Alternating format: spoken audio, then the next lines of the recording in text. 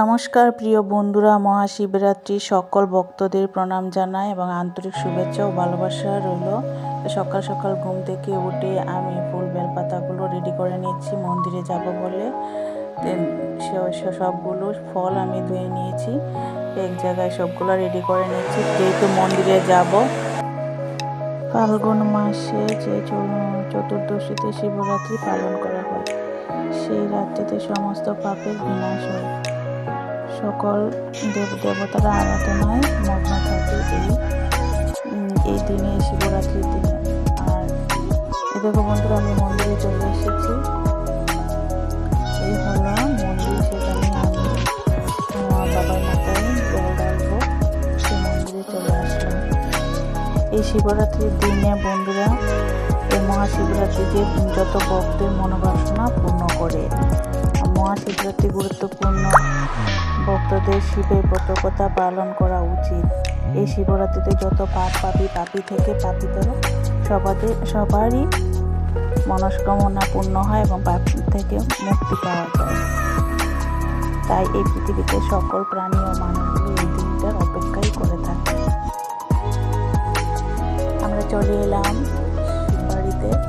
এখানে প্রচণ্ড রোদ, সকালে এসেছি আর বিরাট লাইন। আস্তে আস্তে এগোতে প্রায় মন্দিরের কাছে চলে আসলাম। আর এই দেখো ভিতরে, মন্দিরের ভিতরে যে আমি জল ঢালবো সেখানে প্রচণ্ড ভিড়, সেখানে আমি ভালো করে ভিডিওটাও করতে পারিনি, অল্প একটু করেছি। এত প্রচণ্ড পরিমাণে ভিড় ছিল। তারপর বাইরে এসে আবার তোমার নন্দীকে স্নান করালাম, সেখানেও প্রচণ্ড ভিড়, সেখানে হালকা পরিমাণ ছিল। আমার মেয়ে ছিল, আমার ভাসুরের মেয়ে ছিল, ওদেরকে নিয়ে গিয়েছিলাম।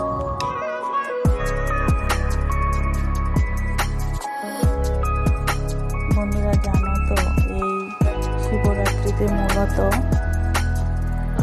অনেক পণ্ডিতেরা কি ভাবে জানো, অনেক পণ্ডিতেরা ভাবে যে এই দিনটা, এই চতুর্দশী দিনটা ছিল শিব পার্বতীর বিবাহের তিথি ছিল। আবার অনেক পণ্ডিতরা ভাবে যে এই দিনটা যে সমুদ্র মন্থনের সময় যে মহাদেব কাকটাপুষের বিষ পান করেছিল, সেই দিনটাই বলা হয়, অনেকেই বলে। আর দেখো আমি নন্দী কানে আমার মনস্কামনা পূর্ণ করছি, আমার মনে যা আছে তাই চেয়ে নিলাম, সেটা তোমাদেরকে বলবো না। সবাই এক এক করে দিয়ে দিচ্ছে, আর আমি এখন একটু ধূপকাঠি মোমবাতি জ্বালিয়ে দেবো।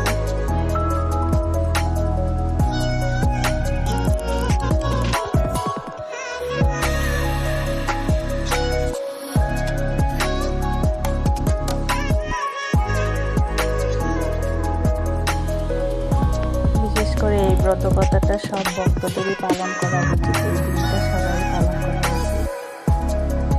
আর এই দেখো শিববাড়ি, ওটা ছিল পুকুর, খালি জায়গা দেখা যাচ্ছে, ওটা কিন্তু পুকুর ছিল। এক সময় আমি আমার মেয়ে জন্মানোর আগে এই পুকুরটাতে আমি স্নান করে গিয়েছিলাম। স্নান করলে সব দোষ মুক্ত হয় এই পুকুরে স্নান করলে, কিন্তু এখন তো শুকিয়ে গেছে, এখন এসে থেকে খুব শুকিয়ে গেছে। বর্ষাকালে জল খুব সুন্দর পরিষ্কার থাকে। আমার মেয়ে জন্মানোর আগে এই পুকুরে আমি স্নান করেছি, দোষমুক্ত হয়ে যায়। যাই হোক, যে কোনো একটা দোষ ছিল, আমি স্নান করার পরে দোষটা কেটেছিল। আমাদের পুজো দেওয়া প্রায় শেষ। এখানে একটু ছবি তুলে নিলাম, ভিডিও করে নিচ্ছি। চতুর্দিকটা সব পুরো মন্দিরটা আমি ভিডিও করে নিচ্ছি। এই দেখো, আমি ছিলাম প্রায় 30 জনের পেছনে, আমার পেছনে প্রচুর লাইন ছিল। আর এখন দেখো, দেখতে দেখতে প্রচুর লাইন হয়েছে। আর রৌদ্র প্রচুর, সূর্যের তাপ ছিল। তো সকল বন্ধুদেরকে বলছি, ভক্তদেরকে বলছি যে এই দিনটা অবশ্যই পালন করবে। এই দিনে পালন করলে সব পাপ থেকে মুক্তি পাওয়া যায়, অনেক মনের যত বাসনা আছে পূর্ণ হয়, আর যত পাপ আছে পাপ থেকে মুক্তি পাওয়া যায়। পুজো দিয়ে বাড়িতে গিয়েছিলাম, বাড়ি থেকে আবার সন্ধ্যের দিকে আসলাম। সন্ধ্যের দিকে মন্দিরে যে লাইটিংগুলো করেছে সেগুলো দেখার জন্য আসলাম। তো রাতের ভিউটা দেখো, লাইটিংটি খুব সুন্দর করে সাজিয়েছে। আর এখানে অনেক মেলাও বসেছে, তো মেলাগুলো তুলিনি, লাস্টের দিকে কতটুকু তুলেছি। তো পাশেই ছিল রাধা গোবিন্দ মানে রাধাকৃষ্ণের মন্দির, তো সেটাও একটু তুলে নিলাম। তো সেখানে গিয়ে একটু নমস্কার করলাম, চন্দন একটু নিলাম, সেটাকেও আমি ভিডিও করে নিয়েছি। আর এখানে দেখো নন্দীর সঙ্গে কতগুলো কবুতর বসে আছে, সেটাকেও ভিডিও করে নিয়েছি, তোমাদের সঙ্গে শেয়ার করবো বলে। বন্ধুরা, তোমাদের সবাইকে বলছি আমার ভিডিওটা যদি ভালো লাগে অবশ্যই তোমার লাইক কমেন্ট করো, আর কমেন্টে বলো কেমন হয়েছে। আর অবশ্যই স্কিপ করে দেখবে না, পুরো ভিডিওটা দেখবে। আর দেখবে না, নতুন বন্ধু হলে অবশ্যই চ্যানেলটা সাবস্ক্রাইব করে দেবে, পাশে থাকা বেল আইকনে ক্লিক করে রাখবে নতুন নতুন ভিডিও পাওয়ার জন্য। এরকম মেলা কিছু ভিডিও তুলেছি, সবগুলো তুলতে পারিনি, তো কিছু কিছু প্রচণ্ড ভিড় ছিল, যতটুকু পেরেছি সব তুলেছি।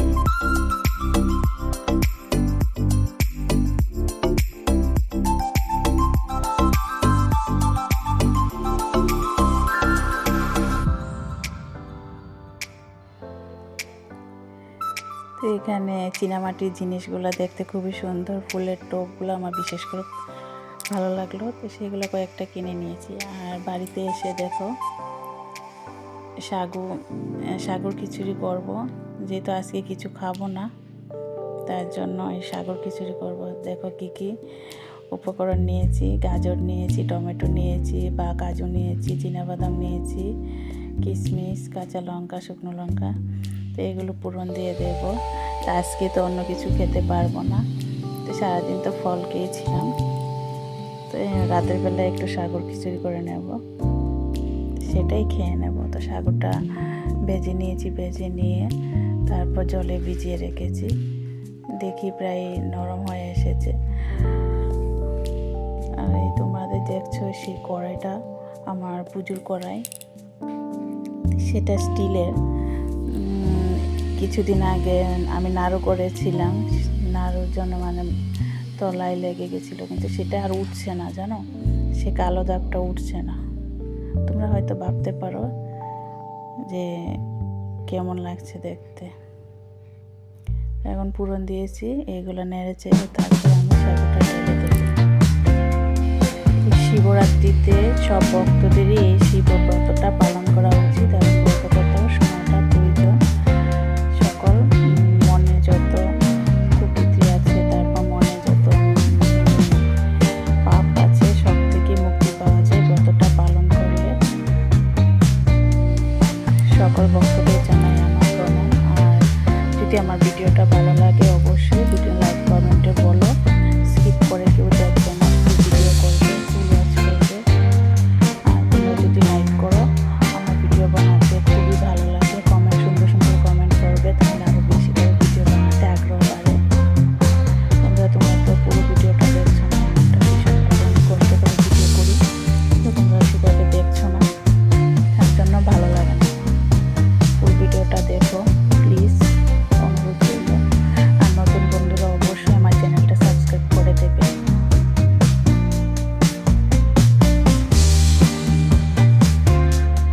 দেখো এখন সাগুটা ঢেলে দিয়ে ডালে নিচ্ছি, আর একটু সামান্য পরিমাণে জল দিয়ে একটু শুকনো শুকনো মাখা মাখা করবো।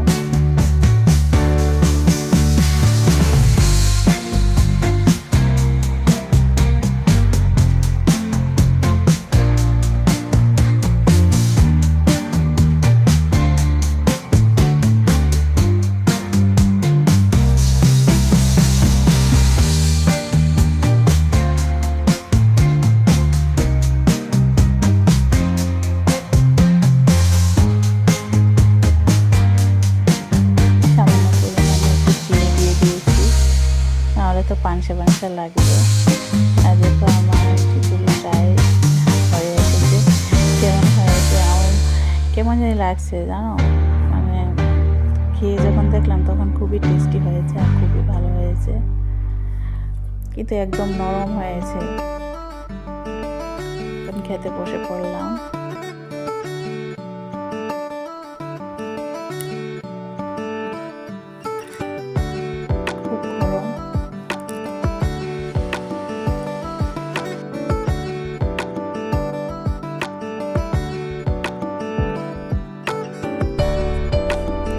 ভিডিওটা আর বেশি বাড়াবো না, এখানেই শেষ করে দেব।